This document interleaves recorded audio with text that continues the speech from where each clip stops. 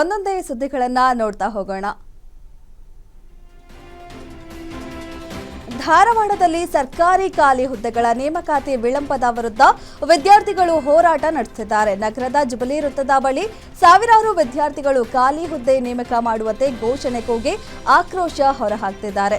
CM DCM ಸಚಿವರ ಭಾವಚಿತ್ರಗಳನ್ನು ಸುಟ್ಟು ಆಕ್ರೋಶ ವ್ಯಕ್ತಪಡಿಸುತ್ತಿದ್ದಾರೆ. ಇನ್ನು ಕೆಲವು ವಿದ್ಯಾರ್ಥಿಗಳು ತಹಶೀಲ್ದಾರ್ ಮೇಲೆ ಕಲ್ಲು ಎಸೆದಿದ್ದಾರೆ. ಸ್ಥಳೀಯ ಪೊಲೀಸರು ವಿದ್ಯಾರ್ಥಿಗಳನ್ನು ನಿಯಂತ್ರಣಕ್ಕೆ ತರಲು ಹರಸಾಹಸ ಪಟ್ಟಿದ್ದಾರೆ.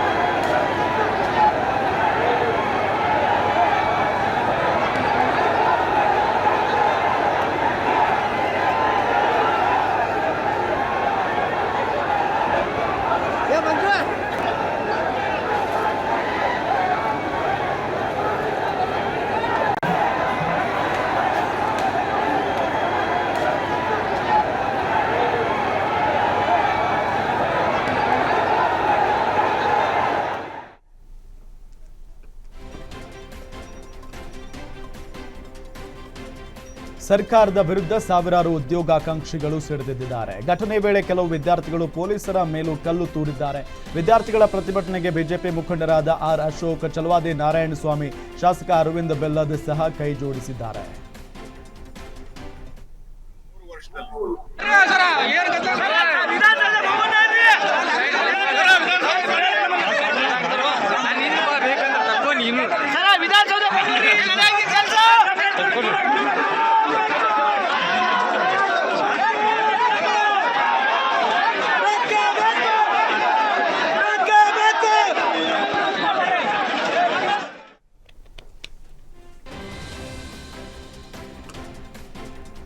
ಖಾಲಿ ಹುದ್ದೆಗಳ ನೇಮಕಾತಿಗಾಗಿ ವಿದ್ಯಾರ್ಥಿಗಳ ಪ್ರತಿಭಟನೆ ವಿಚಾರಕ್ಕೆ ಕಾಂಗ್ರೆಸ್ ಸರ್ಕಾರದ ವಿರುದ್ಧ ವಿಪಕ್ಷ ನಾಯಕ ಆರ್ ಅಶೋಕ್ ಕಿಡಿಕಾರಿದ್ದಾರೆ.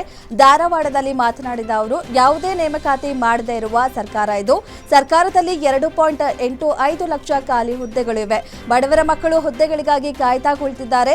ವಿದ್ಯಾರ್ಥಿಗಳ ಪ್ರತಿಭಟನೆಗೆ ಅನುಮತಿ ನೀಡುತ್ತಿಲ್ಲ. ವಿದ್ಯಾರ್ಥಿಗಳ ಪ್ರತಿಭಟನೆಗೆ ಸರ್ಕಾರ ಸುಮ್ಮನೆ ಇದೆ. ನೇಮಕಾತಿ ಮಾಡಲಿಲ್ಲ ಅಂದ್ರೆ ರಾಜ್ಯಾದ್ಯಂತ ಪ್ರತಿಭಟನೆ ಆಗುತ್ತೆ. ರಾಜ್ಯ ಸರ್ಕಾರ ಕೂಡಲೇ ಎಚ್ಚೆತ್ತುಕೊಳ್ಬೇಕು ಎಂದು ವಾಗ್ದಾಳಿ ನಡೆಸಿದ್ದಾರೆ.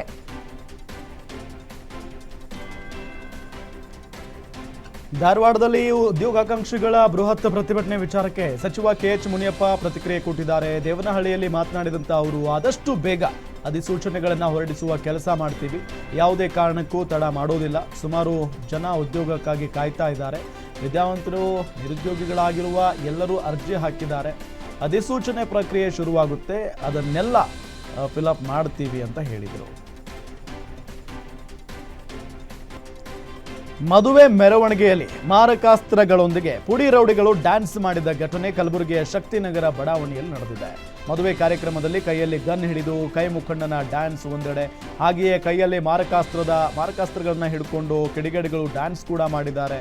ಸಾರ್ವಜನಿಕವಾಗಿ ಮಾರಕಾಸ್ತ್ರಗಳನ್ನ ಪ್ರದರ್ಶನ ಮಾಡೋ ಹಾಗಿಲ್ಲ ಎನ್ನುವ ನಿಯಮ ಇದ್ರೂ ಕೂಡ ಪೊಲೀಸರ ಯಾವುದೇ ಭಯ ಇಲ್ಲದೆ ಪುಂಡರು ಮದುವೆ ಕಾರ್ಯಕ್ರಮದಲ್ಲಿ ಮೆರವಣಿಗೆಯಲ್ಲಿ ಮಾರಕಾಸ್ತ್ರ ಪ್ರದರ್ಶಿಸಿ ಡ್ಯಾನ್ಸ್ ಮಾಡಿದ್ದಾರೆ.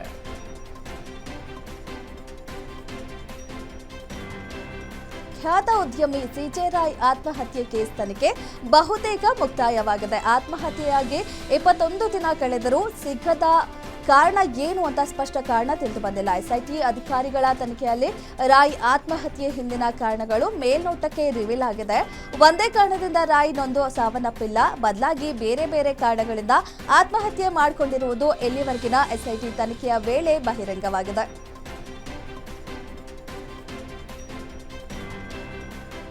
ಯುವತಿಯರಿಗೆ ಚುಡಾಯಿಸಿದ್ದನ್ನ ಪ್ರಶ್ನಿಸಿದ್ದಕ್ಕೆ ಬೈಕ್ಗೆ ಬೆಂಕಿ ಹಚ್ಚಿರುವ ಘಟನೆ. ಬೀದರ್ನ ಕಾಗವಾಡದ ಗ್ರಾಮದಲ್ಲಿ ನಡೆದಿದೆ. ಮನೆಯ ಬಾಗಿಲು ಲಾಕ್ ಮಾಡಿ 2 ಬೈಕಿಗೆ ಕಿಡಿಗೇಡಿಗಳಿಗೆ ಬೆಂಕಿ ಹಚ್ಚಿದ್ದಾರೆ. ಕಿಡಿಗೇಡಿಗಳು ಮಹತಾಬ್ಗೆ ಸೇರಿದ ಬೈಕ್ಗಳು ಸುಟ್ಟು ಕರಕಲಾಗಿವೆ. ಇನ್ನು ಬೆಂಕಿ ಮನೆಗೂ ಆವರಿಸಿದ್ದು ಕುಟುಂಬಸ್ಥರನ್ನ ರಕ್ಷಣೆ ಮಾಡಲು ಹೋದಾಗ ಮಹತಾಬ್ಗೆ ಗಾಯಗಳಾಗಿವೆ. ಸದ್ಯ ಗಾಯಾಳು ಬ್ರಿಮ್ಸ್ ಆಸ್ಪತ್ರೆಯಲ್ಲಿ ಚಿಕಿತ್ಸೆ ಪಡಿತಾ ಇದ್ದಾರೆ. ಈ ಘಟನೆ ಬಗದಲ್ ಪೊಲೀಸ್ ಠಾಣಾ ವ್ಯಾಪ್ತಿಯಲ್ಲಿ ನಡೆದಿದೆ.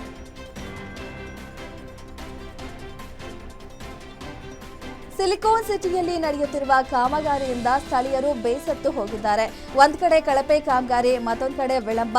ಈ ಎರಡರಿಂದಲೂ ಜನರು ಸತತ 1.5 ವರ್ಷದಿಂದ ಹೈರಾಣಾಗಿದ್ದಾರೆ. ಶಿವಾಜಿನಗರ ವಿಧಾನಸಭಾ ಕ್ಷೇತ್ರದ ನಾರಾಯಣ ಪಿಳ್ಳೈ ಸ್ಟ್ರೀಟ್ನಲ್ಲಿ ನಡೆಯುತ್ತಿರೋ ಕಾಮಗಾರಿ ವಿಳಂಬ ಆಗ್ತಿರೋದಕ್ಕೆ ನಿವಾಸಿಗಳು ದೂರು ನೀಡಿದ್ದಾರೆ. ಕಾಮಗಾರಿ ವಿಳಂಬ ಕುರಿತು ಅಧಿಕಾರಿಗಳಿಗೆ ಹಲವು ಬಾರಿ ತಿಳಿಸಿದ್ರೂ ಯಾವುದೇ ಸ್ಪಂದನೆ ಇಲ್ಲವೆಂದು ಸ್ಥಳೀಯರು ಆರೋಪ ಮಾಡಿದ್ದಾರೆ.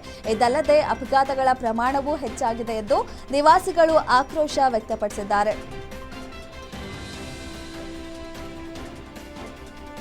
ಬೆಂಗಳೂರಲ್ಲಿ ವೀಲಿಂಗ್ ಪುಂಡರ ಹಾವಳಿ ಜೋರಾಗಿದೆ, ಮುಂದುವರೆದಿದೆ. ಬೆಳ್ಳಂಬೆಳಗ್ಗೆ ಖಾಸಗಿ ಶಾಲೆ ಮುಂದೆ 15 ಅಪ್ರಾಪ್ತ ಬಾಲಕರು ವೀಲಿಂಗ್ ಮಾಡಿ ಪುಂಡಾಟ ಮೆರೆದಿದ್ದಾರೆ. ಜೆಪಿ ನಗರದ ಡಾಲರ್ಸ್ ಕಾಲೋನಿಯಲ್ಲಿ ಘಟನೆ ನಡೆದಿದೆ. ಈ ವಿಡಿಯೋ ಸಾಮಾಜಿಕ ಜಾಲತಾಣಗಳಲ್ಲಿ ಸ್ಥಳೀಯರು ಪೋಸ್ಟ್ ಮಾಡಿ ಬೆಂಗಳೂರು ಪೊಲೀಸರಿಗೆ ದೂರನ್ನ ಕೊಟ್ಟಿದ್ದಾರೆ.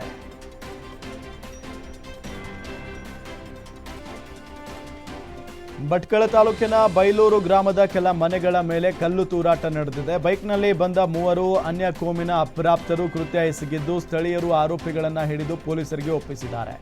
ಕೃತ್ಯದಲ್ಲಿ ಒಟ್ಟು 8 ಮಂದಿ ಬಾಲಕರು ಭಾಗಿಯಾಗಿದ್ದು ಎಲ್ಲರನ್ನೂ ಮುರುಡೇಶ್ವರ ಪೊಲೀಸ್ ಠಾಣೆ ಪೊಲೀಸರು ವಶಕ್ಕೆ ಪಡೆದಿದ್ದಾರೆ.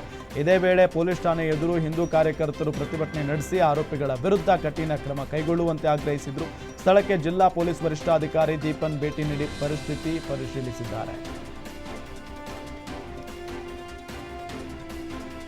ಹೃದಯಾಘಾತದಿಂದ 9ನೇ ತರಗತಿ ವಿದ್ಯಾರ್ಥಿ ಸಾವನ್ನಪ್ಪಿರುವ ಘಟನೆ ದಾವಣಗೆರೆಯ ಜಗಳೂರು ತಾಲೂಕು ಗೋಗುದ್ದು ಗ್ರಾಮದಲ್ಲಿ ನಡೆದಿದೆ. 15 ವರ್ಷದ ಮುಜಾಮಿಲ್ ಮೃತ ದುರ್ದೈವಿ ಹನುಮಂತಪುರ ಗ್ರಾಮದ ರಾಜೀವ್ ಗಾಂಧಿ ವಸತಿ ಶಾಲೆಯಲ್ಲಿ ವ್ಯಾಸಂಗ ಮಾಡುತ್ತಿದ್ದ ಮುಜಾಮಿಲ್ ಶಾಲೆಗೆ ರಜೆ ಹಿನ್ನೆಲೆ ಮನೆಗೆ ಬಂದಿದ್ದ.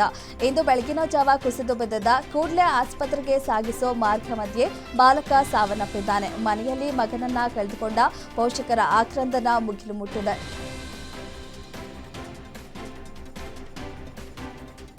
ಕಂಪ್ಲಿ ತಾಲೂಕಿನ ಸರ್ಕಾರಿ ಶಾಲೆಯ ಅತಿಥಿ ಶಿಕ್ಷಕನೊಬ್ಬ 11 ವರ್ಷದ ಬಾಲಕಿಯ ಮೇಲೆ ಲೈಂಗಿಕ ದೌರ್ಜನ್ಯ ಎಸಗಿದ ಆರೋಪ ಕೇಳಿಬಂದಿದೆ.